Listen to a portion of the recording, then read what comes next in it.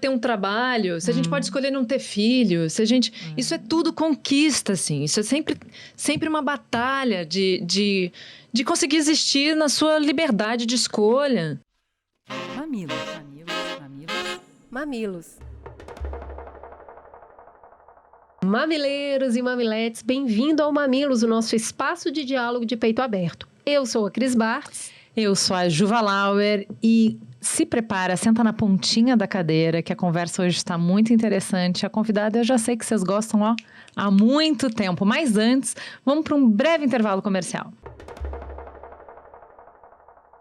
Não tem como negar que a ciência e a medicina têm voltado aí o seu olhar para o bem-estar nas últimas décadas. E aí, com isso, a gente está vivendo muito mais. Isso já é uma realidade. Mas será que viver mais tempo já é o bastante? Ou será que o verdadeiro desafio, o que a gente realmente quer é viver mais e melhor? Pois é, cuidar do corpo e da mente, claro, é o primeiro passo. Mas no meio de uma rotina entre trabalho, família, 1000 compromissos, fica aí um desafio. Como manter esse cuidado de forma constante, prática e prazerosa? Todo mundo nessa dúvida. Foi com esse objetivo que nasceu a Total Pass, um benefício de saúde e bem-estar integrado, que facilita esse cuidado no dia a dia. Em um único aplicativo, você tem acesso a milhares de academia e estúdios no Brasil. E pode fazer também terapia online, acompanhar de perto sua alimentação e até meditar. Eu uso bastante. Quem me segue no Instagram já viu eu fazendo 1000 atividades diferentes. A Total Pass acredita que viver mais e melhor é possível quando o cuidado é completo e quando é acessível para todo mundo. Se a sua empresa já oferece Total Pass, baixe aí o aplicativo e comece a usar hoje mesmo esse benefício. E se ainda não oferece, fale com o seu RH e peça já. Hoje, como a Juliana já disse, a conversa está para lá de boa, porque a gente vai conversar baseado num podcast que a gente amou muito, que é o Praia dos Ossos, e que agora virou série. A história é sobre uma mulher que ousou viver com liberdade e pagou caro por isso. Numa produção primorosa da HBO Max, ela tem o nome Ângela Diniz, assassinada e condenada. E está ali revisitando não só o crime, mas também todos os julgamentos morais que recaíram sobre a vítima. E quem dá vida a Ângela nas telas é uma atriz muito querida pelo público. Não à toa, uma artista de múltiplas linguagens e longa trajetória, que já interpretou personagens que desafiaram as normas do seu tempo. De Malhação, que você lembra, eu lembro. A Sob Pressão, do cinema ao teatro, da TV à música, ela vem construindo uma obra guiada por sensibilidade e rigor. Hoje, a Marjorie vai contar como tirou a Ângela das páginas policiais e devolveu a ela a complexidade e a dignidade. O que preservar no coração dessa personagem, como filmar uma história tão densa, tendo ética, tendo segurança, e como o trabalho artístico nos ajuda a desafiar estereótipos e dialogar com o presente. A gente vai falar de arte, responsabilidade, de linguagem, criação e coragem.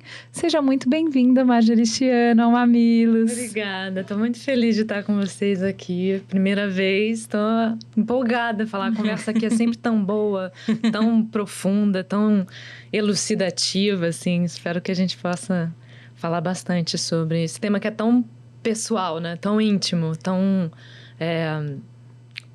parte indissociável da gente, da sociedade. Tem muito pano para manga, porque se a gente fosse falar de todos os trabalhos seus aqui, a gente ia fazer um podcast de longa duração, porque todos eles rendem muitas boas conversas. Para começar, acho que assim, muito parabéns pela forma como você escolhe projeto, né? E aí sempre nos trazer audiovisual tão poderoso para conversar. Eu acho que dá para começar por aí. Eu acho que isso é uma... Eu não sei te dizer exatamente a que isso se deve, sabe? Acho que tem um pouco do meu interesse, do meu desejo com o mercado também, né? Que ele segmenta, né? Fala, você vai fazer determinados personagens, você vai fazer tais. E eu caí nesses personagens que, assim, foram me conduzindo a partir das minhas escolhas também, mas eu fiquei contratada da Globo durante 18, 19 anos, assim. Então, e lá, assim, a gente é funcionário, então você tá um pouco a serviço, né? Assim, você às vezes consegue discutir, eu já tive a oportunidade de discutir, assim, sobre alguns trabalhos que eu achava que que eu tinha mais desejo de fazer, e isso era ouvido, mas também tenho fora, né? Assim, então eu trabalhava muito fora também, buscando no cinema, no teatro, coisas que de repente eu ainda não tinha tido oportunidade dentro sendo funcionária. Então, acho que é isso, é meio uma mistura do que você quer, porque quando você começa a trabalhar, eu ainda nem sei o que é ser atriz direito, assim, eu acho que eu nem conseguia me chamar, sei o que você faz, eu não me sentia no direito de falar que eu era atriz, então acho que foi só com exercício que eu fui falando assim, não, eu acho que eu sou atriz, assim, acho que eu sou profissional. Eu fui me autorizando com o estudo, com o trabalho, com dedicação a carregar esse nome, a carregar esse título, assim, né? Dessa profissão, e compreendendo também. Acho que foi com o tempo, com o estudo, com a minha professora. Eu faço aula com a Helena Varvac, que é minha professora. Eu acho que foi a responsável pelo que eu compreendo e ainda pretendo compreender sobre o trabalho do ator, tanto na execução quanto de uma maneira mais ampla, enquanto ferramenta de compreensão do que é humano, assim, E foi assim, acho que foi indo aos poucos, um pouco consciente, um pouco sorte, um pouco uma mistura de tudo. Muito bom. Ó, puxa, Ju. A gente ama muito Praia dos Ossos, assim, acho que foi um trabalho jornalístico primoroso. E a gente queria saber o quanto você se inspirou, quanto você ouviu o podcast, fez uma imersão nisso, e o quanto, para compor a personagem, você preferiu focar em arquivos de época. Muito. Podcast, eu sou assim, tiete da Branca, da Sara, todas elas ali são, assim, é impressionante. Eu falei, gente, como eu não conhecia antes, assim, porque é muito, muito interessante, muito profundo e leve, acessível ao mesmo tempo. Encantador, envolvente, encantador, né? assim, as propostas acho. que ela traz, a curadoria, né, do que elas propõem enquanto discussão. É maravilhosa, assim. E o podcast, eu ouvi inúmeras vezes durante o processo de construção da série, da personagem, porque ele é muito rico, ele tem muito material ali, jornalístico, de imagem também. Mas eu acho que a construção como um todo, eu me valia de muitas referências diferentes, assim, né? A de época, sem dúvida, porque tá localizado, nos anos 70, e a gente tem, como a gente estava conversando, tem muitas coisas que mudaram de lá para cá. Então, acho que era fundamental essa consciência do ar do mundo naquele momento, assim, né? Mas acho que busquei também muitas referências imagéticas, assim, de mulheres da época que poderiam... Porque a Ângela, que a gente compôs, é uma persona, né? Ela não é a reprodução fidedigna do que era a Ângela Diniz, mas uma coletânea de mulheres que eram, assim, transgressoras, livres. Então, assim, de Beth Faria, Sônia Braga, com Jean Seberg, várias mulheres, assim, enquanto... O que a imagem daquele corpo me propõe? O que aquele corpo, como ele se coloca no espaço, me inspira a construir o meu corpo? Por outro lado, justamente por essa parte transgressora, acho que é fácil cair para o lado sensacionalista, estereotipado. O que você deixou de fora na composição do personagem para conseguir essa interpretação delicada que você faz? Foi justamente a consciência de que não é aos olhos do homem, é aos olhos dela. Como ela vivia a vida, como é ser livre, né? Porque a Ângela, ela é um resultado, a história da Ângela é um resultado das forças contrárias. Ela, em essência, é uma mulher que se dedicava ao seu prazer, a curtir a vida, a ter os amigos, a ir a festas, a cuidar da filha, a se curtir, cabelo, roupa, maquiagem, conversar com as pessoas, beber, fumar, fazer o que ela quisesse, assim, né? Só que a história dela é feita pelas forças contrárias, que impediam que ela pudesse exercer essa liberdade. E ela enfrentando, ela falando assim, não, eu posso? Por que eu não posso? Não, era uma coisa... É uma personagem inconsequente, assim, no sentido de ela não dimensionar o risco que ela está se colocando quando ela enfrenta uma autoridade, quando ela enfrenta um homem que está dizendo o que ela tem que fazer, o que ela não pode fazer, né? E ela enfrentou a sociedade inteira dessa maneira, chegando ao limite de ser assassinada em função disso. Eu acho que ela foi assassinada justamente por isso, porque ela enfrentou. Porque acho que se ela jogasse ali, né, com aquilo, fizesse um pouco parecer, mas não sei, sair pela tangente, mas não, ela batia de frente. E aí foi onde... Tem coisas interessantes que dá pra gente falar da Ângela, começar porque ela era mineira, né? Uma sociedade bastante conservadora, criada para casar, meio criada como Miss, né? Então, assim, tinha uma coisa... tinha uma coisa para ela... se esperava algo dela muito bem desenhado. E que ela foi muito bem sucedida nisso. Inclusive, né? A série começa com ela terminando um casamento de 10 anos. Não era uma pessoa que não fez nada e que viveu sempre do próprio prazer. Ela construiu relações, ela construiu expectativas. Agora, construiu coisa pra caramba. E a série tem 6 capítulos. A gente teve o privilégio de receber antes e tá, assim, um primor. Tá muito bonito, tá muito bem feito. A Marjorie, eu acho que é linda e todo mundo sabe, mas nunca tive tão bonita. Eu também não. Eu vou te falar, eu acho que a Ângela fez, assim, essa personagem, né? O meu trabalho, ele é um pouco de autoanálise, né? Você precisa descobrir quais são os seus bloqueios, onde você pode... para viver aquela outra possibilidade de existir, né? E foi muito profundo e muito interessante, assim, o que a Ângela fez. Cara, você tá muito bonita. Tem no primeiro capítulo um olhar que você dá pra sua mãe a hora que ela fala. Como que você vai fazer isso? Você dá um olhar tão sensual. O sensual de confiante, tipo, eu vou fazer.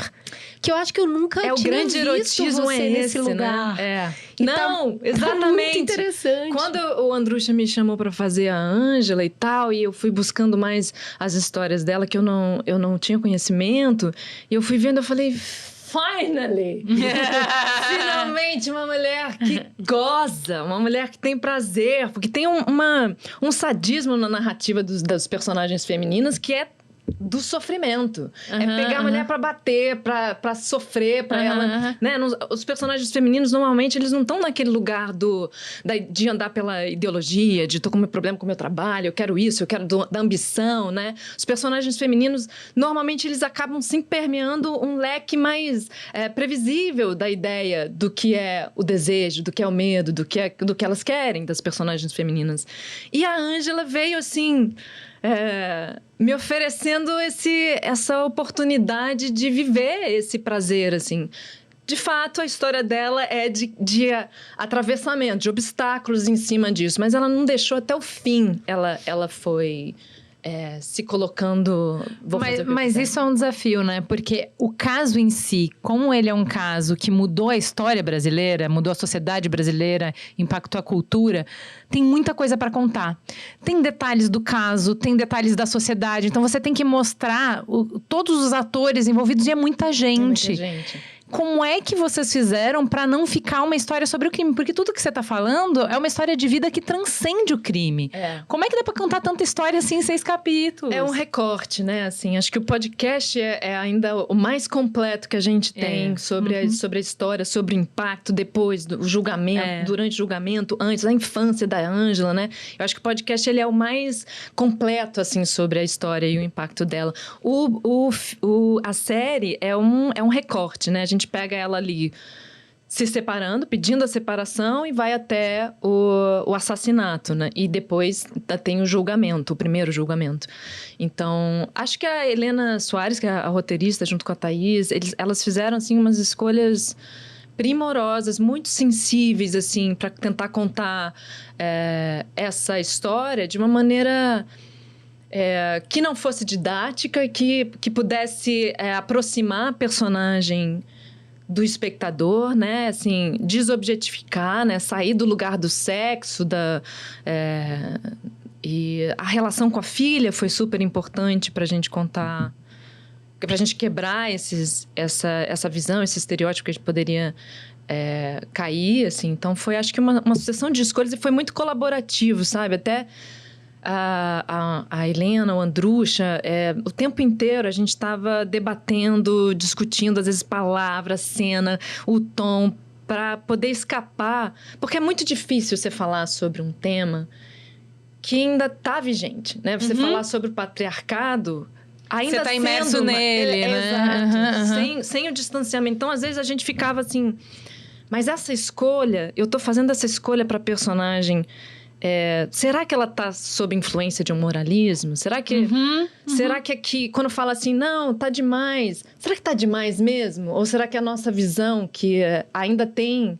essa sujeira do machismo, da cobrança moral, do que é vulgar, né? Uma palavra fala vulgar. O que é vulgar, né? Assim, o que é erótico? Enfim, foi muito nebuloso a gente conseguir. Acho que a gente não tem essa resposta, porque é isso, estamos imersos ainda no patriarcado, somos todos, né? Ainda em desconstrução, uns em maior, outros em menor grau de desconstrução. Mas essa influência ainda existe muito. Então... E nesse caso que tem violência envolvida, acho que ainda tem essa outra camada que eu queria entender um pouco. Como contar uma história que envolve cenas de violência, sem fetichizar ainda mais a dor. Como que faz essas escolhas no set? Você estava com uma equipe muito boa, queria, né, aproveitar que a Helena é uma das maiores roteiristas que a gente tem hoje. Então, você estava com gente muito boa, mas são escolhas mais recentes, essas escolhas. Como é que eu vou contar essa história sem reforçar a dor, sem fetichizar, sem mostrar o corpo sem necessidade, mas eu vou mostrar o corpo porque aqui ajuda a contar a história? Como que essas escolhas são feitas? Eu acho que elas foram muito submetidas a um grupo mesmo, a um grupo diverso, assim. Então, tentando trazer olhares de gerações diferentes, de lugares de fala, assim, diferentes, de homens, de mulheres, de jovens, de adultos, enfim, para tentar, dentro dessa combinação... oferecer alguma coisa que possa ser mais vantajoso, assim, mais interessante enquanto um reflexo, né, de uma época que nós vivemos, contando uma história da década de 70, né, assim. Então, acho que as cenas de sexo foram muito pensadas, assim, dentro do roteiro, algumas histórias também, as cenas de violência, a gente discutia o tempo inteiro, assim, sobre os tons, sobre o que mostrar, o que não mostrar, a montagem, né? Então, acho que tudo contribuiu. A gente faz um roteiro, mas o trabalho final lá, com a série montada e tudo, passa ainda por muitas camadas de interpretação e de linguagem de visão, né? Então, contar isso, contar com o conjunto e com as discussões. Será que aqui... É importante não ficar... Porque a gente não queria também fazer da persona do Doca, um vilão, um cara fora do comum. Ele é só muito um homem pelo ordinário, contrário, né? Exatamente. Que ele não tivesse matado porque ele estava sob efeito de droga, ou porque foi uma reação a alguma violência que ela fez. Então, a gente ia tentando o tempo inteiro discutir. Foi difícil, assim. A gente quer ver, na verdade, assim, como é que vai ser recebido também. Porque esse é uma outra etapa, assim, para a gente compreender o que a gente fez. Ô, Ju, tem coisa que a gente só percebe o valor quando vive, né? Tipo, dormir bem de verdade. Ah, é mesmo. A gente passa um terço da vida dormindo, mas às vezes só quando o corpo desacelera num colchão bom mesmo é que a gente entende o que é descansar. E é por isso que o Black Friday da EMA é o momento certo para investir nesse sono de qualidade. Eles estão com 65% de desconto e ainda dá para garantir mais 10% de desconto com o cupom do Mamilos. E não é só preço bom. São 100 noites de teste, entrega e devolução gratuitas, 12 vezes sem juros e 10 anos de garantia.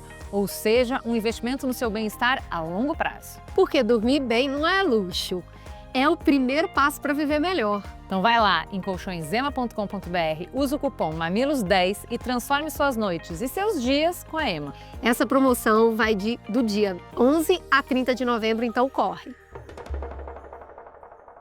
Você tá falando a gente. Acho que é legal trazer, porque você tá falando de um trabalho muito colaborativo, há muitas mãos. É legal você trazer um pouco da equipe, assim, você já tinha trabalhado com a Andrucha em Você já tinha trabalhado com ele antes? Opressão. Exato. E você aceitou esse trabalho para estar sob o olhar dele. Então, assim, você já trabalhou com um monte de gente. O que é diferente porque é com a Andrucha? O que é diferente porque tem a Rebeca Diniz e a Helena Soares nas cenas mais delicadas? O que tem de cada um? Então, essa coisa da representatividade, né? No caso de ter mulher escrevendo, mulher dirigindo, eu acho que é uma ferramenta fundamental de inserção, pra gente quebrar um mecanismo, assim, furar uma bolha e colocar as mulheres em cargos de importância, de relevância ali na condução, na liderança, no olhar. Mas o gênero não... o machismo, ele não faz distinção de gênero, né? Então, depende de que mulher você está colocando ali. E ainda assim é isso, continuamos cada um batalhando, assim. Eu já me considerava feminista antes, mas foi muito a partir do estudo da série, de livros que eu li, de documentários que eu vi, filmes, curtas, que eu fui entendendo ainda o alcance, a profundidade do patriarcado na sua formação. Mas voltando para a coisa da equipe, o Andrucha é uma pessoa que eu admiro demais, assim. Eu acho ele um artista muito fora da casinha, assim, Ele pinta fora do quadrado. Ele é muito criativo, muito amoroso, muito agregador, sabe? Ele pega o que você traz, ele tá aberto para tudo que você trouxer. É um cara que aceita muito a sua visão e ele amplia aquilo, né? Ele multiplica aquilo ali à máxima potência. Então, e com o tempo também, assim, a gente vai descobrindo um pouco como um funciona, como o outro não funciona, como que vai melhor, como que não vai.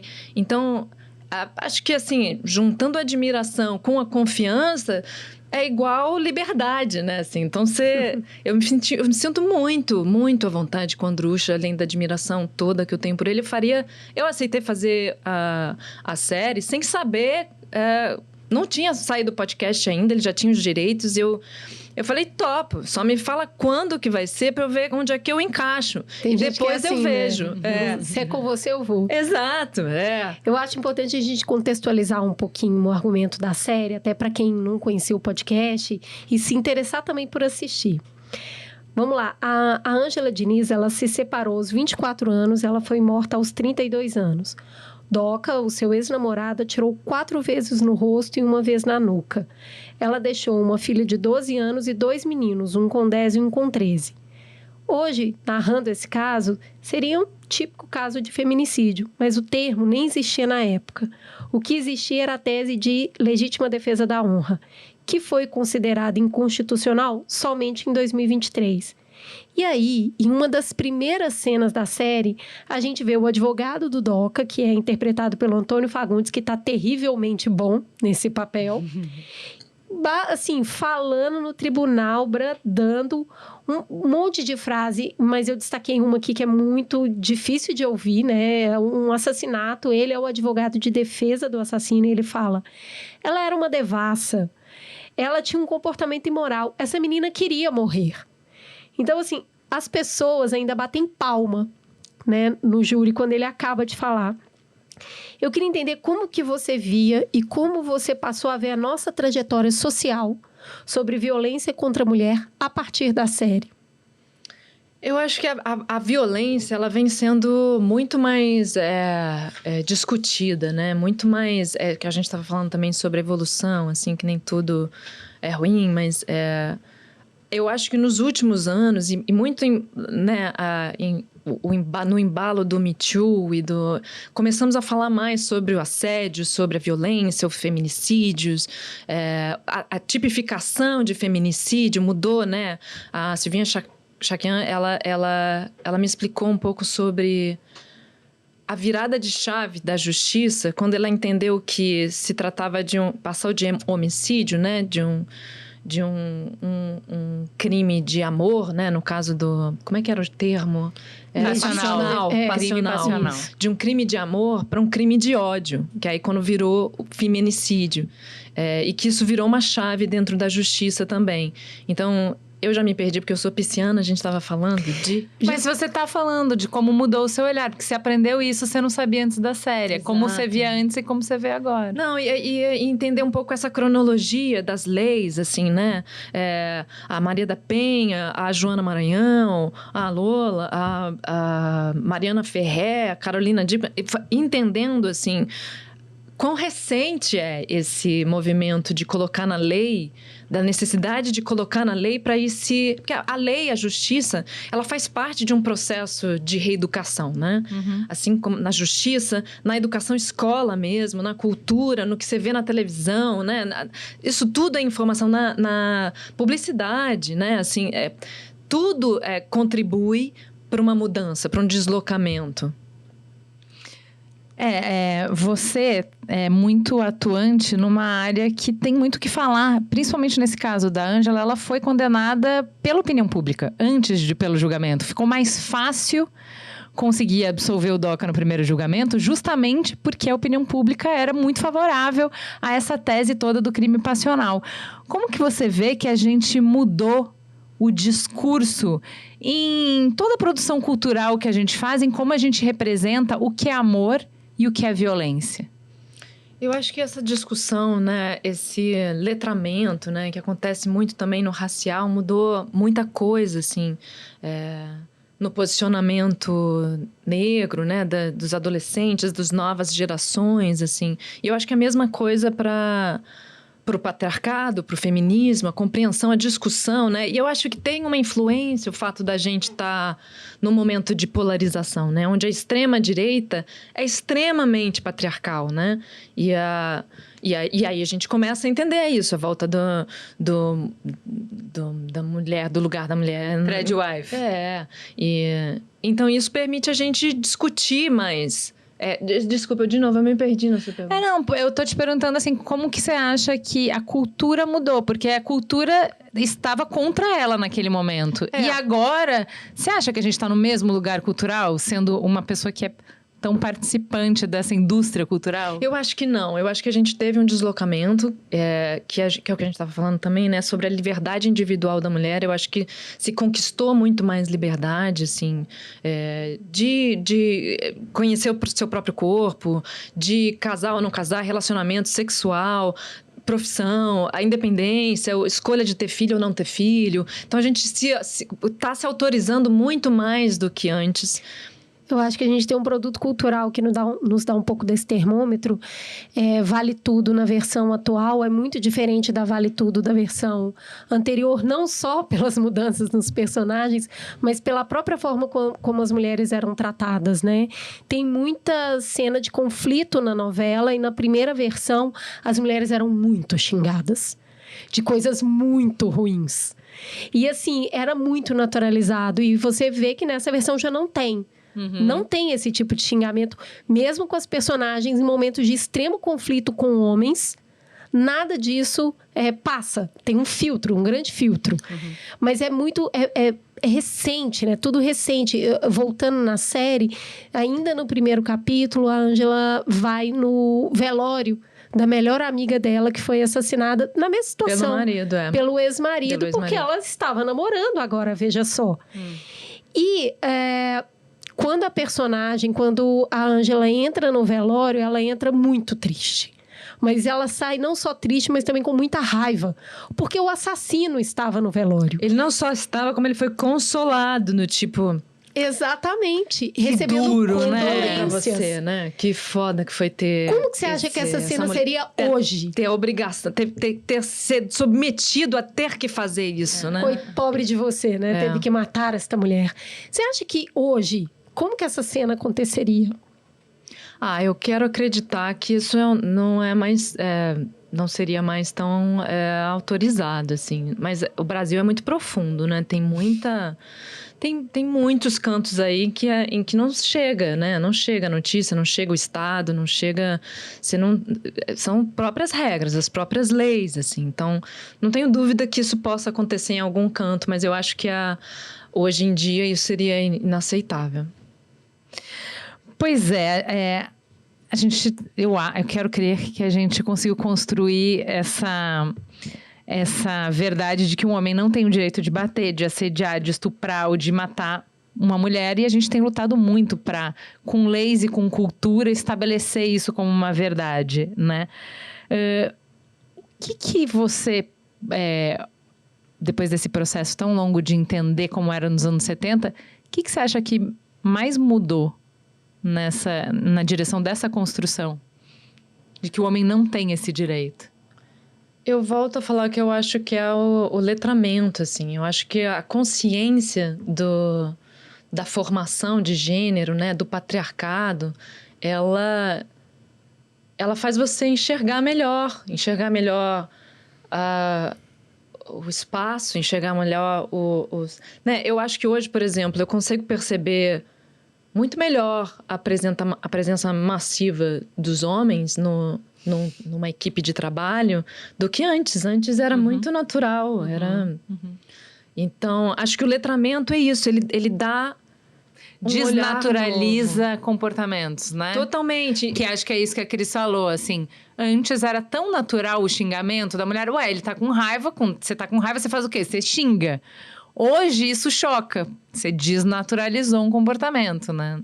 E acho que isso você só faz mesmo com debate, com estudo, com letramento, assim. Porque é uma coisa muito enraizada. É muito desde o primeiro dia que você nasceu, assim.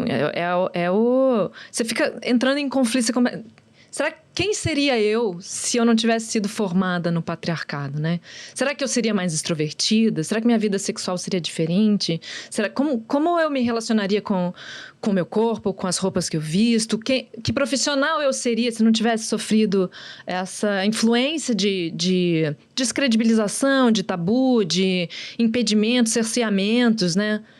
Não saberemos, mas eu fico feliz, assim, da gente poder ir compreendendo quão livre a gente ainda pode ser, assim. Eu acho que é um processo de aprendizado até o último dia da vida. Eu acho que tem uma coisa bonita nesses processos de aprendizado, que é a gente tá plantando uma árvore que não necessariamente a gente vai aproveitar a sombra. Né? A gente está plantando uma árvore para as nossas filhas, as nossas netas, as filhas das nossas amigas. Aproveitarem uma vida onde elas sejam menos cerceadas, né? Da curiosidade de saber ser uma mosquinha no futuro e falar como seria uma mulher daquela. Agora, a gente só pode estar aqui nessa mesa e fazendo esses questionamentos porque antes de nós também vieram muitas mulheres fazendo isso. O caso narrado na série, ele só teve um destino diferente graças à ação de diversas mulheres que se organizaram com o movimento Quem Ama Não Mata. Porque era um crime de amor.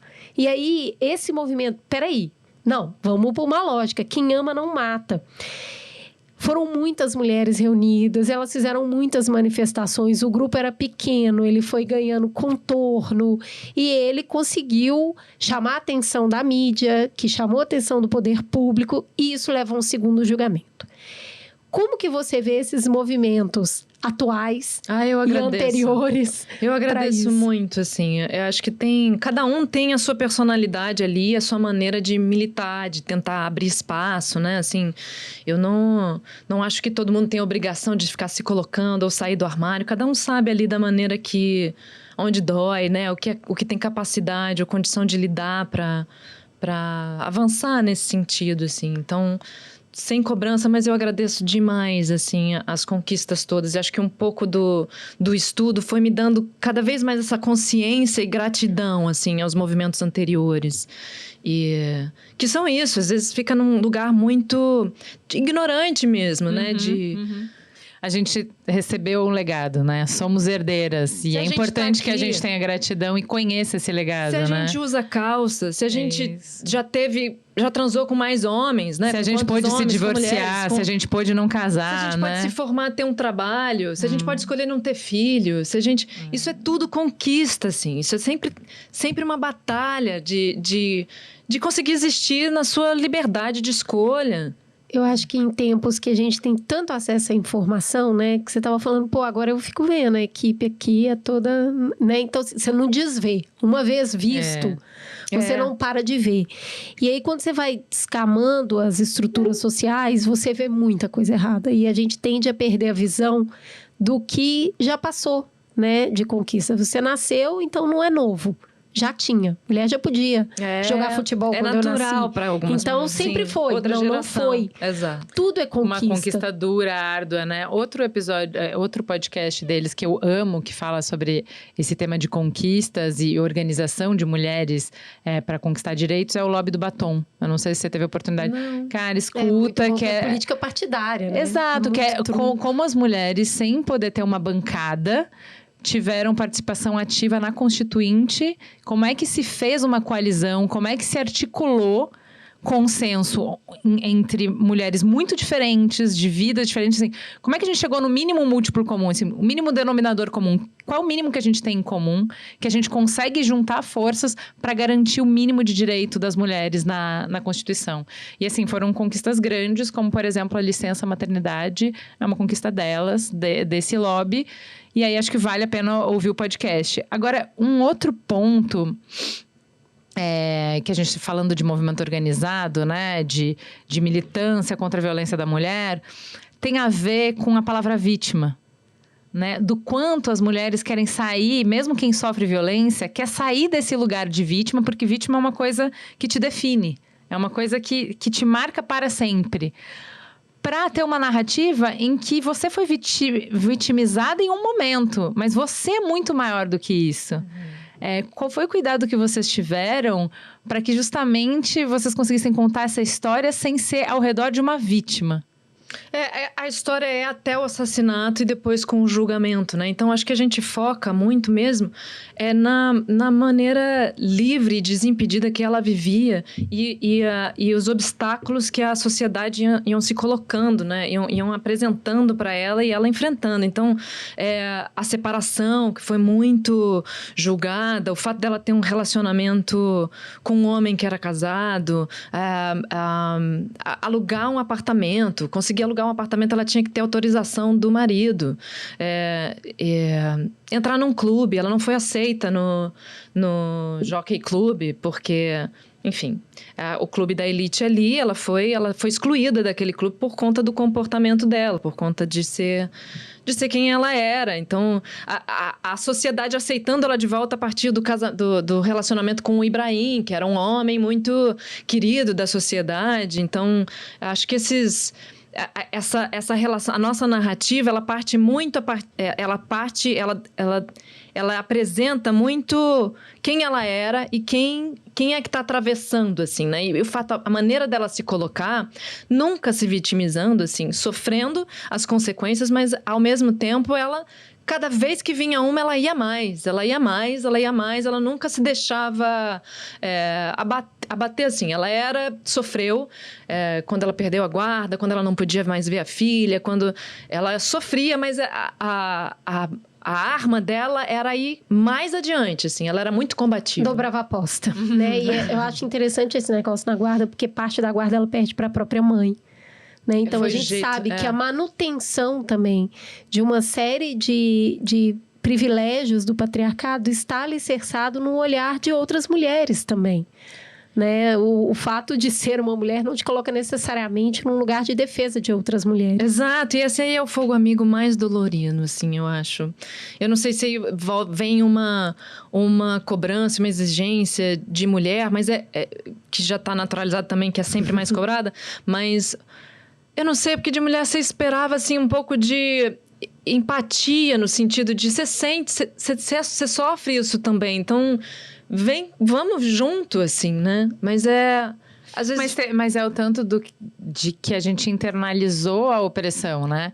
E o tanto que me dói, porque assim, se essa opressão me machuca muito, se eu tenho que matar muito de mim para caber nesse quadradinho pequeno, é muito ofensivo para mim você que não se dobra. Porque não é justo. Você é igual a mim, por que você pode fazer isso se eu não posso? Sim. O tanto que eu tenho que me matar para caber, o tanto de ódio que eu vou direcionar para você, que ousou ser diferente, e que, assim, toda a nossa conversa de sororidade pega esse ódio que você tá sentindo e direciona pra caixa. Pro agressor. E não pra mim. Né? Eu acho que é ressentimento, né? Por isso que a gente fala tanto de ressentimento aqui. Ressentimento. Né? Como isso que você pode ser algo que eu não posso ser? Não, eu tenho que matar isso todo dia. Você tá louca que você pode sair assim falando com quem você quer? Como Se, assim? se isso pudesse, se isso fosse possível, você acha que eu não tinha feito? Eu Sim. acho muito interessante a gente falar a perspectiva, né, da Ângela Diniz é tratada como uma criminosa a série inteira. E o crime dela é querer transar com quem ela quiser, é ela querer morar sozinha. O grande crime é ela querer ser livre, se separar. É ser uma boa mãe e ser uma mulher que vai a festas, que bebe, que tem namorados. Não é uma mulher que vive se preocupando com o sentimento dos homens que vivem com ela. Ela preocupa com os sentimentos dela. Então, é por isso que é tão difícil a composição dessa personagem, porque ela não é a queridinha. Entende? A boazinha, Ela né? não Porque a era gente foi boazinha. socializada pra ser a boazinha, né? Ela não era Contemporizar. Ela dava vazão ao desejo, ao que ela queria na forma de se vestir, na forma de se portar, nos horários. Então, ela... E ela não jogava o jogo, né? Ela não tolerava hipocrisia. Ela era muito clara e transparente, né? Quando a polícia bate lá por conta de um recalque de um cara que ela não deu moral lá. Aí bate a polícia lá pra pegar, ele fala assim, vê lá que tem droga aqui, não sei o quê. Ela fala, toma. Tá aqui. É isso que você tá procurando? Toma aqui. Aí ela vai presa. Aí, enfim, ela não joga o jogo. Ela não dissimula. Tem a ver um pacto, né? Que tudo é uma ficção, né? Tudo que a gente vive é uma ficção. E aí todo mundo tem que... cada um tem que cumprir o seu papel para que a peça continue. Não pode ter uma pessoa que no meio da peça fala, isso aqui é tudo mentira. Não pode ter, estraga a peça, entendeu? Por isso que é tão complexo criar. Eu vou te falar, a grande curiosidade que eu tenho sobre esse caso é se ela tinha consciência do que ela estava fazendo, porque esse ir dobrando a aposta que ela vai fazer, a cada opressão ela fica ainda mais destemida. E tem mulheres em volta morrendo, entendeu? Eu acho que ela não tinha. Eu acho que não tinha. Não, né? ela era uma feminista sem amparo. carteirinha. Sem amparo teórico. Porque ela não é a história de uma mulher que se separou e quer fazer a sua vida com seu esforço, com a sua batalha, vou ter uma profissão. Não. Ela herdou lá uma fortuna no casamento e ela queria viver de renda. Só ser livre e viver as coisas, os prazeres da vida. Viver a vida, é só curtir a vida mesmo. Não quero ir para lugar nenhum, não quero nomeação, não quero título de nada, eu quero curtir a minha vida. Então, ela tinha até entrevistas acho que dela falando mal das feministas, assim. Sim. Como tem agora também casos de mulheres que defendiam uma submissão e se viram na necessidade do amparo das leis que foram conquistadas pelas feministas, que dão amparo justamente a essa violência patriarcal que ela defendia. É isso que é bom, a lei é para todos, mesmo para quem não concorda com elas. Agora, a gente falou aqui de avanços, a gente falou de conquistas, mas os números de feminicídio assustam no Brasil, né? Parece que é isso. Quanto mais a gente dobra a aposta nas conquistas, mais mulheres pagam com a vida por isso. Eu acho que isso é aquilo que a gente estava falando, né? Eu acho que as mulheres estão se deslocando muito no sentido da autonomia, da liberdade individual, da liberdade com seu próprio corpo, com seus desejos. E o homem talvez não esteja acompanhando e não esteja se modificando também, né? No se compreender melhor e não resolver as coisas, os seus conflitos internos com a violência, em se reconhecer de igual para igual em argumentações, né? Então, eu tenho a impressão que isso é um fator que tem influência nesses números. Continua isso, né? O homem não aceita perder. E aí... Quem aceita? Não é perder. A gente também não aceitaria, né? eu acho. Mas eu acho que não é perder. Mas eu acho que em algum lugar no sim. seguinte sentido. Se você chegava a casa, estava toda arrumada, e agora você chega e fala, não, você vai ter que limpar. Se você chegava, sua marmita estava pronta. E agora você vai ter que fazer a comida. Você vai perdendo esses pequenos privilégios que você nem enxergava. Mas é que às vezes... isso estava dado. Mas é que às vezes isso também não é uma... É porque é uma troca, né? Porque, teoricamente, assim, você tinha a comidinha pronta, mas toda a responsabilidade do sustento era seu. E agora não é mais. É que nunca... Os caras dividem. Então, assim... a gente tá trocando responsabilidades. Você pega mais umas, eu pego mais outras. A gente tá... o que eu acho é que a gente tá transferindo poder de lugar.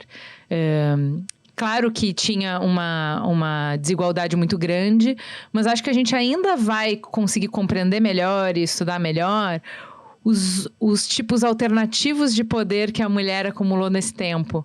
Porque, assim, eles também agora estão começando a ter acesso a esses lugares de poder, né? De como o afeto é um lugar de poder, de como o relacionamento é um lugar de poder, de como o cuidado é um lugar de poder. Porque não importa o que a gente diga na sociedade que a gente não monetize o cuidado, mas o que diferencia o ser humano, sei lá, de uma cadeira, é que a gente essencialmente precisa de cuidado. Então, quem detém o cuidado detém poder também. Então, eu acho que... Eu entendo o que você fala, que assim, estão perdendo porque é uma troca. É uma troca, eles abrem mão de uma coisa e ganham outra. E não só uma troca, eu acho que essa, por exemplo, o cuidar da sua casa, né? O cuidar do seu filho no dia a dia...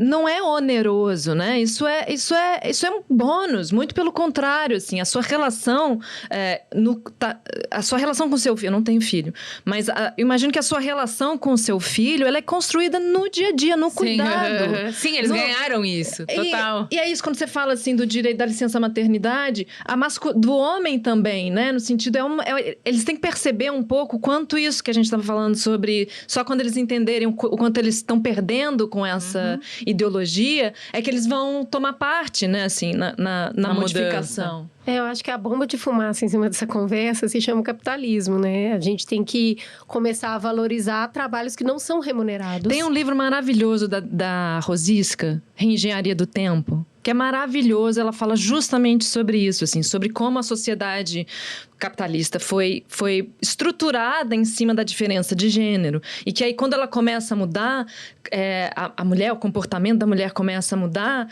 isso fica tentando ainda se manter dentro desse mesmo padrão. E aí sobrecarrega a mulher, aí fura aqui, não, isso tem que ser resolvido dentro do núcleo privado. Não, isso tem que ser dentro da sociedade, do pensamento da sociedade, da economia, da movimentação estrutural do todo, assim, né? Então, é bem, bem legal, bem nesse ponto aí. E bem complexo. Aí a pergunta de $1 milhão é como é que a gente avança nessa conversa? Quais são os próximos passos que você acredita, vindo dessa toada de você contracenou uma grande mudança? A gente está falando de novas mudanças. Como que a gente continua avançando? Eu acho que dentro da sociedade é isso. Assim, o livro da Rosisca tem sugestões de reflexões brilhantes, assim, no que diz respeito a realmente integrar a mulher dentro do pensamento de uma sociedade, dentro do pensamento de uma empresa, né? É isso, é o pensar na creche, no horário, né? Enfim, aos direitos e deveres, incluindo as características de acordo com esse código social, né? De mulheres que engravidam, mulheres que têm filho, homens que têm filho. Então, acho que o avanço dentro desse pensamento da sociedade, dentro do capitalismo, absorvendo a mulher no pensamento da sociedade, acho que aí a gente já ganha muita coisa. E é um pouco de estrada, né? Eu queria que você falasse um pouco de futuro agora, porque você tem muitos outros projetos na gaveta. Você não para, uma máquina de trabalhar. Eu gostaria. E também não é nada assim simples, um romancezinho, uma comedinha. Mas eu quero. Quer dizer, um romancezinho talvez não, mas assim... mas a comedinha eu ia topar. E eu adoraria poder fazer uma comédia. Mas não, assim. você vai fazer Enterre Seus Mortos e precisamos falar.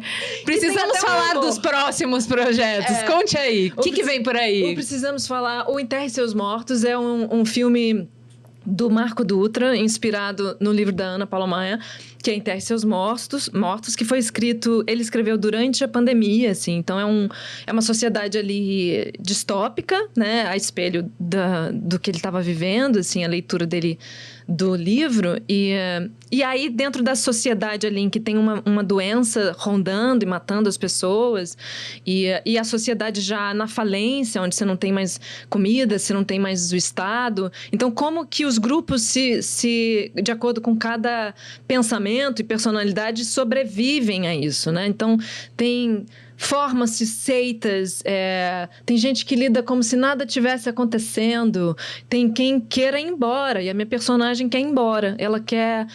Não, eu não sei se lá fora tem uma perspectiva melhor, mas eu quero tentar, eu quero ir, eu quero ver coisas, eu quero viajar de trem, eu quero conhecer a neve. Ela tem sonhos, assim, aí ela tem um relacionamento com o Edgar Wilson, que é o personagem do Celton. Os protagonistas são o Danilo Granger e o Celton Mello. E aí, enfim, tem toda essa história sobre como é sobreviver dentro da distopia, assim, como cada um se manifesta. E o Precisamos Falar também foi muito interessante, que também foi da Rebeca Diniz, que também dirigiu a Ângela Diniz. É da Rebeca Diniz e do Pedro Waddington, que foi baseado em cima do livro, inspirado em cima... O Sérgio Goldenberg escreveu um roteiro que, para mim, é extremamente original, em cima do livro Jantar. E aí, ele localizando no Brasil, esse conflito ficou muito... A gente já falou algumas vezes, né? Do Jantar. Então, é uma família, né? Que, basicamente, uma de ideologia, de pensamento, de posicionamento de mundo.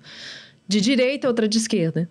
E eles precisam entrar num acordo quando os filhos, numa brincadeira, assassinam uma mulher em situação de rua. E o que eles fazem, como eles conduzem essa situação. Se entregam o filho para a justiça, não vamos entregar, você confia na justiça, você entregaria seu filho para a justiça aqui no Brasil? Em qualquer lugar, mas aqui no Brasil, a gente se sente muito inseguro em relação ao Estado nesse lugar, né? No sistema carcerário, né? Esse lugar punitivista, que é punitivista à máxima potência, né? É uma tortura, isso não é Desumanização, não é um lugar de reabilitação, não, de jeito nenhum. Social, é de tortura, né? Muito. E então essa discussão fica praticamente inviável, por isso que precisamos falar, precisamos ouvir, a gente precisa... Como que a gente entra num acordo pensando sobre o mundo de forma tão diferente, quando o lugar é tão sensível, né? Que é o lugar do filho, do seu filho. O que você faz? Ao mesmo tempo, ele mexe ali no seu lugar do pensamento sobre a justiça. Eu faço uma personagem que tem ideologia direitista, então meritocrata, acredita ali no homem provedor, no dinheiro enquanto um instrumento de valor, né, de se colocar, de resolver as coisas. De resolver as coisas da sua própria maneira. Provedor de direitos, né? O dinheiro garante os seus direitos. Exato. Essa coisa leve. E aí, para completar também, você tá com uma peça, né? Tem uma peça que é o Julgamento. Conta um pouquinho dela. Tem Wagner Moura também. Qual que é a sua participação? Eu fiz uma micro Como é que é isso? É muito pequenininha mesmo. Um beijinho, assim, ali. Porque a peça foi escrita pelo Lucas Paraíso, pelo Wagner Moura, pela Cristiane Jatahy. Cristiane Jatahy, que é uma diretora que eu tenho, assim, uma adoração. Já tem muito tempo, assim, que eu fiz uma peça com ela chamada Corte Seco. E a gente tinha desejo de trabalhar junto, mas nunca aconteceu. E aí, nesse momento, nessa brechinha, ela falou, essa não é isso, essa é só uma provinha do que a gente pode fazer. Mas se você quisesse fazer, a gente ia ficar muito feliz. Adorei esse oi sumida. Eu falei, claro, de novo, né? Eu falei, claro.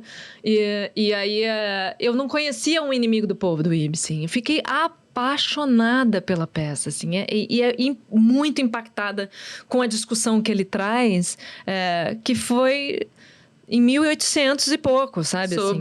Sobre a sociedade, porque assim, a história é uma figura da ciência, né? Um homem, um médico, ele descobre um vírus, uma contaminação na água de um balneário daquela cidade pequena, e a figura do político, que é uma liderança ali política da cidade, que é responsável pela gestão, né, pela gerência daquele organismo enquanto sociedade, e a imprensa, assim.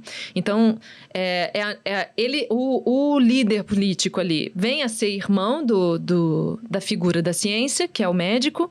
Ele acha que a sociedade não pode saber, que eles têm que criar uma outra maneira, porque a única maneira de resolver a questão do balneário, da contaminação das águas do balneário, seria... Isolamento social. Interromper. Veja bem, tá tudo entrelaçado. Aí ele falou que tinha que usar cloroquina, combinou com o irmão. Seria interromper as atividades daquele balneário, que eram no que a sociedade inteira se amparava para ter o seu sustento, né? E aí é um debate, um julgamento. Na verdade, ele está sendo julgado, porque ele foi julgado como um inimigo do povo. Foi mesmo. Ele, no julgamento, ele está argumentando. E são essas argumentações de visões de mundo exatamente assim, opostas. Nossa, a peça deve estar interessante. Tá Porque ela é lindíssima. complexa para estar num palco. Muito. E ela foi muito bem. A montagem da Cris é incrível. O texto do Lucas ficou muito bem, assim. Que atual, né? De 1800. Olha, mulher. perceba. Você acredita? Eu falei, Ibsen, seu danado. Mas tudo de importante já aconteceu, né? Pois Como é, dizia é o espiral. Salomão, não há nada de novo embaixo do sol. Nada de novo. A sociedade, ela anda, ela sobe em espiral, né? A gente vai tendo os mesmos problemas, talvez um pouquinho mais em cima, e vai tentando... Vaidades e vaidades, tudo é vaidade embaixo do sol. É isso, depois de Juliana ter puxado Salomão. E provérbios, gente. Vamos lá, vamos gente? estudar. Eclesiastes aqui. Depois de baixar um Salomão. Marjorie, muito obrigada por ter vindo conversar com a gente. É uma delícia. É isso. Tem assunto. Ai, que Sim, papo bom. Aqui o tricô vai. Adorei. Muito sucesso nesses projetos. Eu tenho certeza que a série vai ser um sucesso. Eu acho que a HBO tem escolhido produções muito legais. Há pouco tempo a gente conversou com a Bruna Linsmeyer do Eu vi. Máscara de Oxigênio. Sim, muito bom. Eu achei que ela mentiu pra mim, porque ela não me preparou pra uma série onde eu choro todos os capítulos, entendeu? Exato. Mas tá lindo, tá primoroso. Eu assisti metade já da Ângela Diniz e tá incrível, tá todo mundo lindo, parabéns. Ai. E continue trazendo coisas boas pra gente assistir. E obrigada pelo convite, porque eu, assim, acho que o trabalho, ele acontece em tantas camadas, né? E isso que a gente tá fazendo agora, eu acho tão fundamental sobre o propósito de você fazer uma série, de você fazer um filme, assim, discutir, debater, refletir, né? Propor debate social. E avançar, compreender coisas, se compreender, mexer ali, né? E eu acho que, então, eu queria agradecer a oportunidade. Fiquei Conte muito sempre feliz. com a gente. Tem projeto, tem Marjorie, vem aqui, a gente conversa. Gente, muito obrigada para quem ficou com a gente até aqui. Você já sabe, seja o algoritmo que você quer ver no mundo. Manda para sua amiga. Sabe o quê? Não tem clube de leitura? Faz o clube de assistir essa série. Manda episódio para todo mundo ficar com vontade de ver a série. Assistam juntas, depois voltem para discutir. Beijo, gente. Mamilos. Mamilos.